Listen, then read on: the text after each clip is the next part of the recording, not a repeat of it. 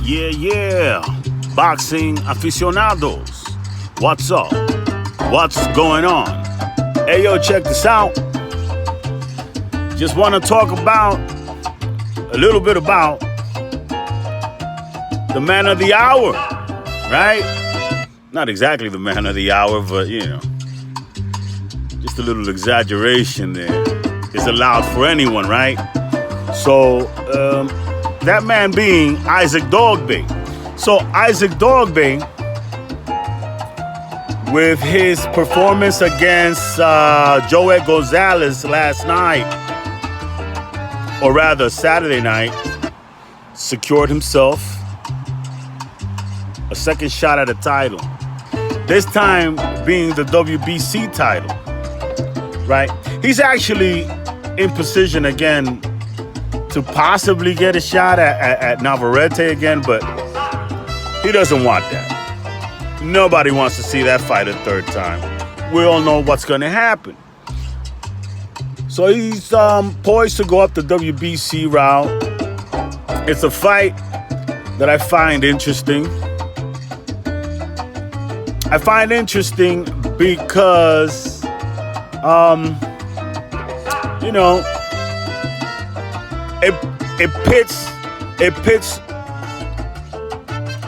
it pits Top Rank and PBC possibly having to make that happen once the WBC mandates it, because the WBC champion is Rey Vargas. Rey Vargas, who just beat Mark Magsayo, and therefore became champion. Now, I'm not sure if that mandation would be called right away because of the fact that, Rey Vargas just became champion. I'm not sure if it's some kind of situation where he would have to make a mandated defense right away, because I believe Mark Magsayo just made that. Yeah, I guess he will. Mark Magsayo just got that belt and had to defend against Rey Vargas, who was coming up as the 122 champion to 126. So he drops the belt, goes up to 126, and got an automatic shot against Mark Magsayo, who had just beaten Little Gary, right? What's his name? Little Gary Russell Jr., right? So the point is this. It pits Top Rank and PBC having to work together to make this happen. Hopefully there will be no purse bids involved. They could come to some kind of agreement. And it's a fight that's interesting. It's interesting because Isaac Dogbay does his best work in the inside. Rey Vargas uses his length and uses his boxing IQ to sometimes win boring fights. So it's a war of attrition. And I believe a lot of people are dismissing Isaac Dogbay's chances against Rey Vargas because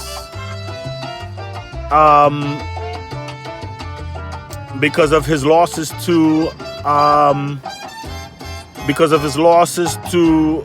Emmanuelle Navarrete. Emmanuelle Navarrete and Rey Vargas are as far apart as the Pacific and Atlantic Oceans, right? They are an entire continent apart in terms of style, in terms of power.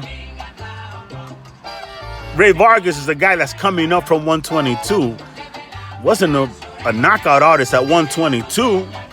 Now it's at 126. Meanwhile, Isaac Dogbay used to have more power at 122. He was kind of he had some pop at 122, that hasn't really been displayed at 126.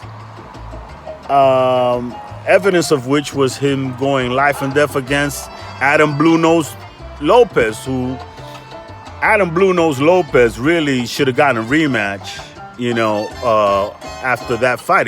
It was a fight that really called for an immediate rematch, and I have it on good authority that was a fight that Top Rank wanted to make. But Isaac Dogbay did not take that rematch, and smart of him to do so. Once you get into a position where you could avoid a dangerous fighter like Adam Blue Nose Lopez, and instead take a step closer to your ultimate goal of a title shot by fighting Joet Gonzalez, who also lost to Emmanuelle Navarrete. Why not do that? So, you know, it was a smart move. So the war of attrition takes place as such. Isaac Dogbay wants to be in the inside. Rey Vargas wants to be on the outside and outbox Isaac Dogbay. Also pits two of the better trainers in the sport. One of more recent vintage in Barry Hunter, and the other steeped in tradition coming from Mexico in Nacho Beristain. I would love to see these two consummate professional trainers go head to head, pitting their fighters against each other. I think that it's going to be a very interesting thing. I have to commend the job that Barry Hunter has done in rebuilding Isaac Dogbay. And I also have to say that I'm very impressed with Isaac Dogbay being able to be an old dog that's able to learn new tricks, right? Because you can, many trainers make changes. I mean, many fighters make changes, find other trainers, but can't learn a new trick once you've been trained by, you know, either your father or a particular trainer for a long time, and you've gone up the ranks and gotten title shots and even won titles with a particular trainer, and now you change over to somebody else. There's not a lot of fighters that's able to do that on the fly like that. But Isaac Dogbay is someone that, after losing to Navarrete the way he did, has found it in himself to recapacitate, recalibrate, and seek the help of a trainer like Barry Hunter to teach him the finer points of the science of boxing. And it's shown. It's shown in the Joet Gonzalez fight.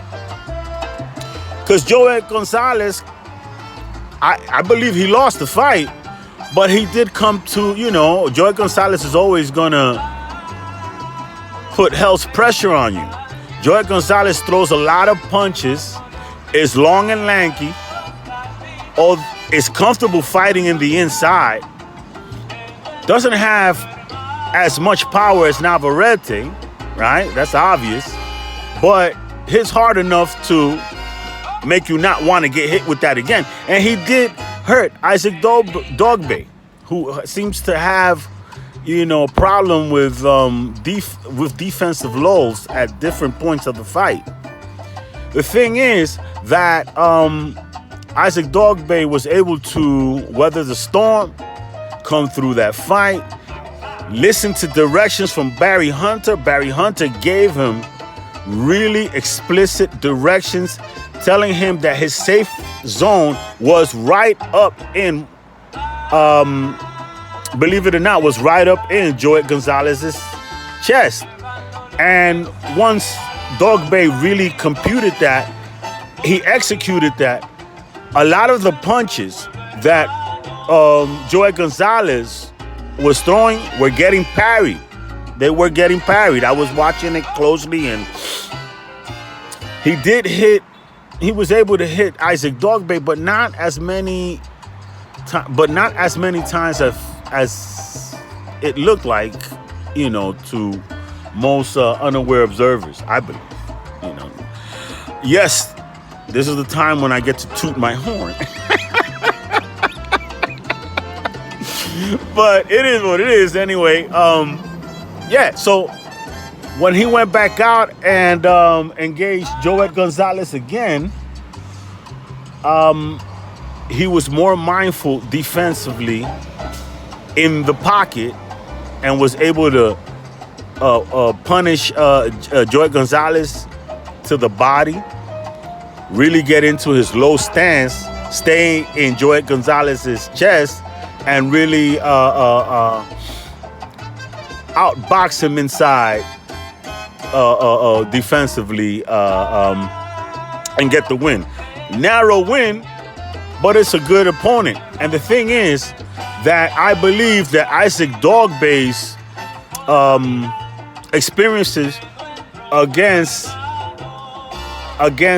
Joey Gonzalez and his losses to a Navarrete are going to help him immensely in dealing with a Rey Vargas. Rey Vargas has natural Beristain in his corner. So this is a guy who's a legendary. Had what's that Mexican undefeated fighter went 51-0. I forget the guy's name, but he's trained the who's who, some of the who's who of Mexican boxing to the highest levels in the sport. You know, he teaches the sweet science, and Rey Vargas is his pupil. I don't think Rey Vargas has even the pop that Joey Gonzalez has, though. I'm going to repeat that again. I don't think Rey Vargas has even the pop that Rey Vargas had. I mean, Rey Vargas has even the pop that Joey Gonzalez has. Much, much less the pop than Emmanuelle Navarrete has. Meaning that there may be a time in the ring where Isaac Dogbay tastes Rey Vargas's punch and says, this guy can't hurt me at all. I've been in with Joey Gonzalez. I've been in with Emmanuelle Navarrete. This guy cannot hurt me. I can now sell out and not worry about getting knocked out and coming in and really be able to sit down on my punches and concentrate and hurt this man without care as to what's coming back. I repeat, Rey Vargas didn't have much power at 122, and now he's at 126. He is a consummate boxer, mover, science technician. Isaac Dogbay is a guy who's now in Barry Hunter's hands.